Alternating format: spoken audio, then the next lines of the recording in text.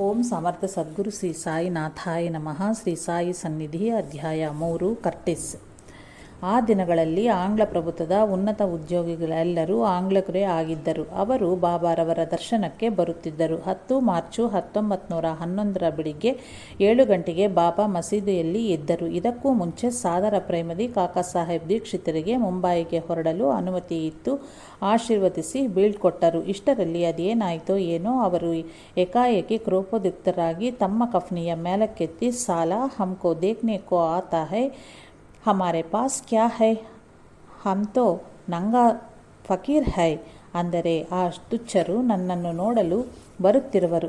ನನ್ನ ಬಳಿ ನೋಡಲು ಏನಿದೆ? ನಾನು ಸರಿಯಾದ ಬಟ್ಟೆಗಳೂ ಇರದ ಫಕೀರನೇ ಅಲ್ಲವೇ ಎಂದು ಅರಚಿದರು. ಅವರು ಯಾರನ್ನು ಬೈಯುತ್ತಿರುವರೋ ತಿಳಿಯದೆ ಭಕ್ತರು ನಿರ್ಭಯರಾದರು. ಸ್ವಲ್ಪ ಸಮಯದ ಅನಂತರ ಆಂಗ್ಲ ಪ್ರಭುತ್ವದ ಕೇಂದ್ರ ವಿಭಾಗದ ಕಮಿಷನರ್ ಆದ ಸರ್ ಜಾನ್ ಕರ್ಟಿಸ್, ಅವನ ಹೆಂಡತಿ, ಅಹಮದ್ ನಗರದ ಜಿಲ್ಲಾ ಕಲೆಕ್ಟರ್ ಆದ ಮ್ಯಾಕ್ಲಿನ್ಸ್ ದೊರೆ ಮತ್ತು ಅವನ ಕಿರಿಯ ಉದ್ಯೋಗಿಯಾದ ರಾಮಚಂದ್ರ ಜೋಗ್ಲೇಕರ್ ನೊಂದಿಗೆ ಶಿರಡಿಗೆ ತಲುಪಿದರು. ಅವರು ಬರುತ್ತಿರುವರೆಂಬ ವಿಷಯವು ಗ್ರಾಮದಲ್ಲಿ ಯಾರಿಗೂ ತಿಳಿಯದು. ಅನಂತರ ಯಾವಾಗಲೂ ತಿಳಿತು. ಶ್ರೀಮತಿ ಕರ್ಟಿಸ್ಗೆ ಸಂತಾನವಿರಲಿಲ್ಲ. ಬಾಬಾರವರ ಆಶೀರ್ವಾದದಿಂದ ಸಂತಾನವಾಗುವುದೆಂದು ಆಸೆಯಿಂದ ಅವರೆಲ್ಲರೂ ದರ್ಶನಕ್ಕೆ ಬಂದರು. ಆ ವೃಂದವು ನೆಮ್ಮದಿಯಾಗಿ ಚಾವಡಿಯ ಸೇರಿದರು. ಈ ವಿಷಯ ತಿಳಿಯುತ್ತಲೇ ಗ್ರಾಮದ ಸಂಚಲನ ಉಂಟಾಯಿತು.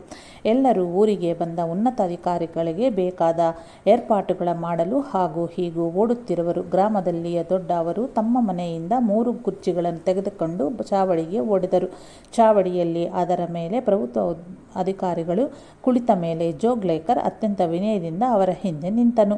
ಮಮಲ್ತಾದಾರರಾಗಿ ನಿವೃತ್ತಿ ಹೊಂದಿದ್ದ ಬಾಲಾಸಾಹೇಬ್ ಭಾಟೆ ಸಾಯಿ ಭಕ್ತರಾಗಿ ಆ ಸಮಯದ ಶಿರಡಿಯಲ್ಲಿಯೇ ಇರುವ ಎಂದು ಅರಿತು ಅವರನ್ನು ಚಾವಡಿಗೆ ಬರುವಂತೆ ಜೋಗ್ಲೇಕರ್ ಕಳುಹಿಸಿದನು. ಅವರು ಸಾಯಿ ಸನ್ನಿಧಿಯ ಬಿಟ್ಟು ಬರುವುದು ಅಸಾಧ್ಯವೆಂದು ಹೇಳಿ ಕಳುಹಿಸಿದರು. ಆಗ ಅಲ್ಲಿ ಸಹಸ್ರಬುದ್ಧೆ ದಾಸಗಣು ಇದ್ದರು. ಅವರಾದರೂ ಜೋಗ್ಲೇಕರನ್ನು ಬಾಟಿಯ ಅವರ ಮನೆಗೆ ಬಾರೆಂದು ತಿಳಿಸಿ ಅಲ್ಲಿಯೇ ಅವರೊಂದಿಗೆ ಮಾತನಾಡಿದರು.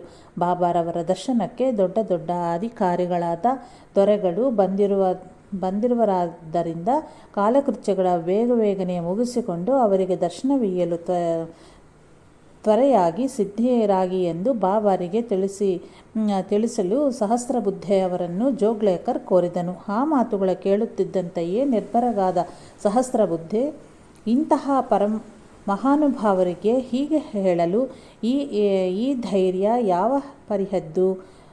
ಅವರ ಆಶೀರ್ವಾದ ಪಡೆಯಲು ಬಂದಾಗ ಅವರು ದರ್ಶನವೀಯುವವರೆಗೂ ಕಾದಿರಬೇಕಾಗಿದ್ದೆ ಎಂದರು. ಈ ಕಾಲದ ಸಾಧು ಸತ್ಪುರುಷರಿಗೂ ಅವರ ಆಶ್ರಮ ನಿರ್ವಾಹಕರಿಗೂ ಇವರುಗಳಿಗೂ ಎಷ್ಟೊಂದು ವ್ಯತ್ಯಾಸವಿರುವುದಲ್ಲವೇ? ಆ ವೃಂದವು ಶಿರಡಿಯ ಸೇರುವ ವೇಳೆಗೆ ಬಾಬಾರವರು ಕೈ ಕಾಲು ಮುಖ ತೊಳೆದುಕೊಂಡು ತಕ್ಷಣವೇ ಭಿಕ್ಷೆಗೆಂದು ಗ್ರಾಮದೊಳಗೆ ಹೋಗಿ ಅರ್ಧ ಗಂಟೆಯ ಅನಂತರ ಹಿಂದಿರುಗಿ ಬರುತ್ತಿದ್ದರು. ಬಾಬಾರವರು ಚಾವಡಿಯ ಎದುರಿಗೆ ಬರುವ ಹೊತ್ತಿಗೆ ಸರಿಯಾಗಿ ಶ್ರೀಮತಿ ಕರ್ಟಿಸ್ ಸರಸರ ಅವರ ಬಳಿಗೆ ಬಂದು, ಬಾಬಾ ಆಪ್ಕೆ ಸಾಥ್ ಕುಚ್ ಬಾತ್ ಕರ್ನೆ ಕಿ ಹೈ, ಬಾಬಾ ನಿಮ್ಮೊಂದಿಗೆ ಸ್ವಲ್ಪ ಮಾತನಾಡಬೇಕು ಎಂದಳು. ಬಾಬಾ ಆಕೆಯ ಮಾತುಗಳನ್ನು ಹಚ್ಚಿಕೊಳ್ಳದೆ, ಆಧಾ ಗಂಟಾ ಟೆಹರೋ ಜಾವೋ, ಅರ್ಧ ಗಂಟೆ ತಾಳು ಎಂದು ಕಸರಿ ಮುಂದಕ್ಕೆ ಹೊರಟು ಹೋದರು. ಅರ್ಧ ಗಂಟೆ ಆದ ಬಳಿಕೆ ಬಾಬಾ ಮತ್ತೆ ಹೊರಟು ಚಾವಡಿಯ ಮುಂದೆ ಹೋಗುತ್ತಿರಲು ಆಕೆ ಮತ್ತು ಹಾಗೆಯೇ ಕೋರಿದಳು. ಬಾಬಾ ಆಕೆಯತ್ತ ದುರುಗುಟ್ಟಿ ನೋಡುತ್ತಾ, 1 ಗಂಟಾ ಟೆಹರ್ ಜಾವೋ, 1 ಗಂಟೆ ತಾಳು ಎಂದು ಮಸೀದಿಗೆ ಬಂದರು. ಆ ವೇಳೆಗೆ ದೊರೆಗಳು ಅಲ್ಪಾಹಾರವನ್ನು ಸೇವಿಸಿದರು. ವಿಳಂಬವಾದ್ದರಿಂದ ಅವರಿಗೆ ಕಾಯಲು ಸಮಯವಿಲ್ಲದೆ ಹಿಂದಿರುಗಿ ಹೋದರು. ಹೊರಡುವ ಮುನ್ನೆ ಕರ್ಟಿಸ್ ದೊರೆಯ ಸಹಸ್ರಬುದ್ಧ ಅವರಿಗೆ 5 ರೂಕಗಳನ್ನು ಇತ್ತು ಶಿರಡಿಯಲ್ಲಿನ ಬಡವರಿಗೆ ದಾನ ಮಾಡಿ ಎಂದು ಹೇಳಿದನು.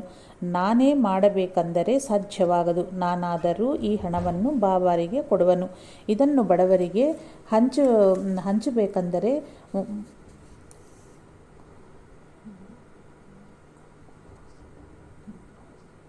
ಮುನಿಸೆಬ್ಗೂ ಅಥವಾ ಗ್ರಾಮದ ಕುಲಕರ್ಣಿಗೂ ಕೊಡಿರಿ ಎಂದರು ಸಹಸ್ರಬುದ್ಧೆ.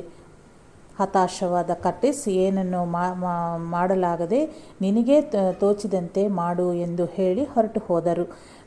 ಮ್ಯಾಕ್ಲಿನ್ ದೊರೆಯ ದೊರೆಯು 5 ರೂಗಗಳನ್ನು, ಜೋಗ್ಲೇಕರ್ 2 ರೂಗಗಳನ್ನು ಅವರಿಗೆ ಇತ್ತು ಹೊರಟು ಹೋದರು. ಅದೆಲ್ಲವನ್ನೂ ಒಟ್ಟು ಮಾಡಿ ಬಾಬಾರಿಗೆ ಸಮರ್ಪಿಸಿದರು ಸಹಸ್ರಬುದ್ಧೆ. ಬಾಬಾ ಅವರು ಅದನ್ನು ಸ್ವೀಕರಿಸದೆ ಹಾಗೆಯೇ ಹಿಂದಿರುಗಿಸಿದರು. ಸ್ವಲ್ಪ ಹೊತ್ತು ತಡೆದು ಮತ್ತೆ ಇತ್ತಾಗ ಸ್ವೀಕರಿಸಿದರಾದರೂ ತಕ್ಷಣವೇ ಅದನ್ನು ಅಲ್ಲಿದ್ದ ಬಡ ಭಕ್ತನಿಗೆ ಕೊಟ್ಟುಬಿಟ್ಟರು. 2 ಗಂಟೆಗಳ ಅನಂತರ ಮಧ್ಯಾಹ್ನದ ಆರತಿಯ ಸಲುವಾಗಿ ಸಹಸ್ರಬುದ್ಧೆ ಮಸೀದಿಗೆ ಹೋದಾಗ ಬಾಬಾ ಅವರೊಂದಿಗೆ, ಆ ಗವರ್ನರ್ ಕೊಡಬೇಕಾದ 30 ರೂಗಗಳನ್ನು ನನಗೆ ಕೊಡು ಎಂದರು. ಸಹಸ್ರಬುದ್ಧೆ ಆಶ್ಚರ್ಯಚಕಿತರಾಗಿ ಆ ವೃಂದದಲ್ಲಿ ತಮಗೆ ಯಾರ್ಯಾರು ಎಷ್ಟೆಷ್ಟು ಕೊಟ್ಟರೆಂಬುದ ಹೇಳಿ ಆ 12 ರೂಗಗಳ ಮೊತ್ತವನ್ನು ತಮಗೆ ಸಮರ್ಪಿಸಿರುವೆನು. ಮಿಕ್ಕ 18 ರೂಗಗಳ ಮೊತ್ತವನ್ನು ಕೊಡಂದರೆ ನಾನು ಹೇಗೆ ಕೊಡುವೆನು ಎಂದರು. ಆ ಮಾತುಗಳ ಕೇಳಿಸಿಕೊಳ್ಳದೆ ಆ ಬಳಿ, ಮೂರ್ಖರೇ, ನನಗೆ 30 ರೂಗಗಳ ಕೊಡಬೇಕು. ಆ ಬಿಳಿ ಮೂರ್ಖರೇ, ನನಗೆ 30 ರೂಗಗಳು ಕೊಡಬೇಕು. ನಿನ್ನ ದುಡ್ಡು ನನಗೆ ಆತಕ್ಕೆ ಎಂದರು ಬಾಬಾ. ಮೊದಲು ಸಹಸ್ರಬುದ್ಧನಿಗೇನೂ ಅರ್ಥ ಆಗಲಿಲ್ಲ. ಆದರೆ ಬಾಬಾರವರ ಒಂದು ಮಾತು ವ್ಯರ್ಥವಾಗಲಾರದೆಂದು ಅವರಿಗೆ ತಿಳಿದಿದ್ದ ಕಾರಣ ಅವರು ತಕ್ಷಣವೇ ಅಹಮದಾನಗರದ ಶ್ರೀಮತಿ ಕರ್ಟಿಸ್ನೊಂದಿಗೆ ಮಾತನಾಡಿ ವಿವರಗಳ ತಿಳಿಸೆಂದು ಜೋಗ್ಲೇಕರ್ಗೆ ಪತ್ರ ಬರೆದರು. ಜೋಗ್ಲೇಕರ್ನು ಆ ಪತ್ರಕ್ಕೆ ಉತ್ತರವನ್ನು ಇನ್ನೊಂದು ಪತ್ರದ ಮೂಲಕ ಬರೆದನು. ಅದರಲ್ಲಿ ಶಿರಡಿಯಲ್ಲಿ ಸಹಸ್ರಬುದ್ಧಿಗೆ ಹಣ ಕೊಡುವ ಮೊದಲು ಆ ವಿಷಯದ ಬಗ್ಗೆ ಕರ್ಟಿಸ್ ದಂಪತಿಗಳ ಮಧ್ಯೆ ವಾದವಿವಾದಗಳಾಯಿತಂತೆ. ಮೊದಲು ಶ್ರೀಮತಿ ಕರ್ಟಿಸ್ ಶಿರಡಿಯಲ್ಲಿ ಯಾವುದಾದರೂ ಧರ್ಮ ಕಾರ್ಯ ಮಾಡಲು ಸ್ವಲ್ಪ ಹಣವನ್ನು ಸಹಸ್ರಬುದ್ಧಿಗೆ ಕೊಡಂದಾಗ ಕರ್ಟಿಸ್ 1 ರೂಪಾಯಿಯನ್ನು ಮಾತ್ರವೇ ಕೊಡುವೆನೆಂದನಂತೆ. ಅದು ನಿನ್ನ ಉನ್ನತ ಸ್ಥಾಯಿಗೂ ಅಂತಸ್ತು ಗೌರವಗಳಿಗೂ ನಾಚಿಕೆಗೇಡುಗಾವುದು. ಆದ್ದರಿಂದ ನೀನು ಕನಿಷ್ಠವೆಂದರೂ 25 ರೂಗಗಳನ್ನಾದರೂ ಕೊಡಬೇಕು ಎಂದಳಂತೆ ಆಕೆ. ಮೊದಲು ಅವನು ಮೂರ್ಖತತ್ವ ಪ್ರವರ್ತಿಸಿದರೂ ಆಕೆ ಪಟ್ಟು ಹಿಡಿದ ಕಾರಣ ಹೇಗೋ 5 ರೂಗಗಳನ್ನು ಕೊಟ್ಟನು. ಮ್ಯಾಕ್ಲಿನ್ ಇತ್ತ 5 ರೂಗಗಳು ಮತ್ತು ಕರ್ಟಿಸ್ ನೀಡಬೇಕಾದ 25 ರೂಗಗಳು ಕೂಡಿದಲ್ಲಿ ಮೊತ್ತವು 30 ರೂಗಗಳೇ ಆಗುವುದು. ಶ್ರೀಮತಿ ಕರ್ಟಿಸ್ಗೆ ತಮ್ಮ ಬಗ್ಗೆ ದೃಢಭಕ್ತಿ ಇಲ್ಲದ ಕಾರಣ ಬಾಬಾರವರು ಆಕೆಯ ಭಕ್ತಿ ಮತ್ತು ಸಹನೆಗೆ ಪರೀಕ್ಷೆ ಒಡ್ಡಿದರು. ಆಕೆ ಅದರಲ್ಲಿ ಸೋತಳು. ಆದ್ದರಿಂದ ಆಕೆಯ ಕೋರಿಕೆಯೂ ನೆರವೇರಲಿಲ್ಲ. ಆದರೆ ಏನು, ಬಾಬಾರವರನ್ನು ದರ್ಶಿಸಿದ್ದರಿಂದ ಕರ್ಟಿಸ್ಗೆ ಅದಕ್ಕಿಂತಲೂ ಉನ್ನತ ಪದವಿಯು ಮುಂಬಯಿಯಲ್ಲಿ ಅತಿ ಶೀಘ್ರದಲ್ಲಿಯೇ ಲಭಿಸಿತು. ಶ್ರೀ ಸಾಯಿನಾಥಾರ್ಪಣಮಸ್ತು. ಶುಭಂ ಭವತ್ತು. ಜೈ ಸಾಯಿ ಮಾಸ್ಟರ್.